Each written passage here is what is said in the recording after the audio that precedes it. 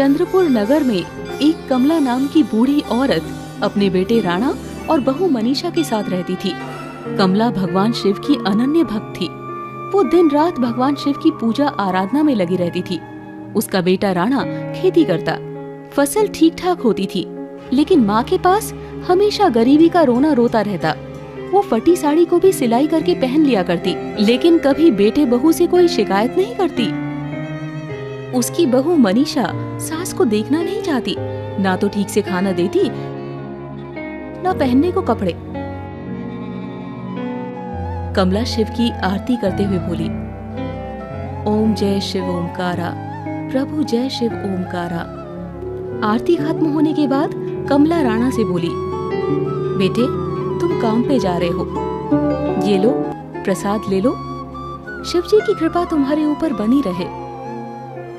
तभी उसकी बहू ने कहा, हाँ हाँ, ऐसे दिन भर पूजा पाठ करते रहने से अगर सब काम बन जाए फिर तो सब पूजा ही करते रहें। आपके पास तो कोई काम धाम है नहीं सिवाय शिव जी की पूजा के, फिर भी आपके शिव जी तो कुछ करते नहीं, आप बस बैठे बैठे अनाज तोड़ती हो।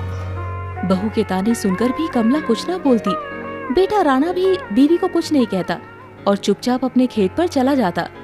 कमला घर में पूजा करती और फिर मंदिर जाती। वो दिन भर शिव भक्ति में ही खुद को व्यस्त रखती।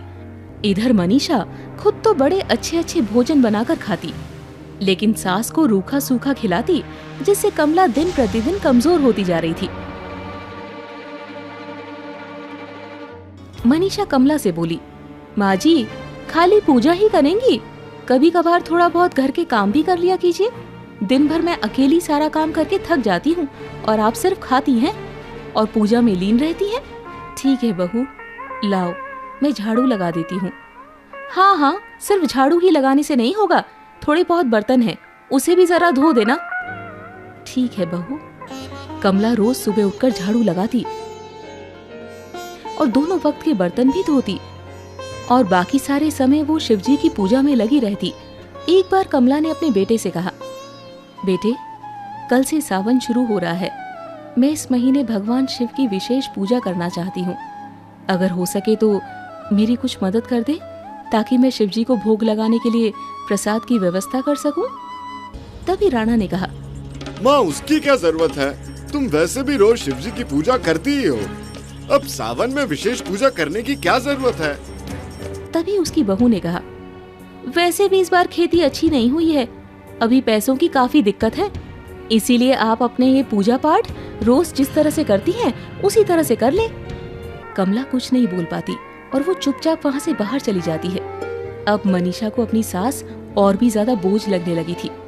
इधर भगवान शिव अपने ध्यान में लीन थे कि तभी माता पार्वती ने उनसे कहा, प्रभु कमला आपकी अनन्य भक्त है, वो इतनी तकलीफ में है, आप उसके लिए क्यों कुछ नहीं करते? मुझसे अब और उसका दुख देखा नहीं जाता।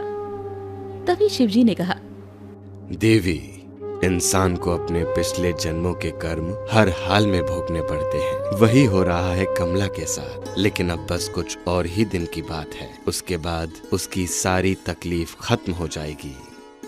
इधर मनीषा अपने पति राणा से कहती है, सुनो जी, 2 दिन बाद मेरे भाई की शादी है, मैंने सारी खरीदारी कर ली है, आपके लिए भी हर रस्म के लिए अलग अलग कपड़े खरीद लिए हैं। हमें कल ही मेरे मायके जाना है, लेकिन परेशानी ये है कि इस बार हमारी फसल काफी अच्छी हुई है, ऐसे में उसकी देखभाल कौन करेगा? तुम ठीक कह रही हो, ऐसा करो तुम चली जाओ और मैं यहीं रह जाता हूँ। अरे आप ये कैसी बात कर रहे हैं? आप नहीं जाएंगे तो लोग क्या कहेंगे?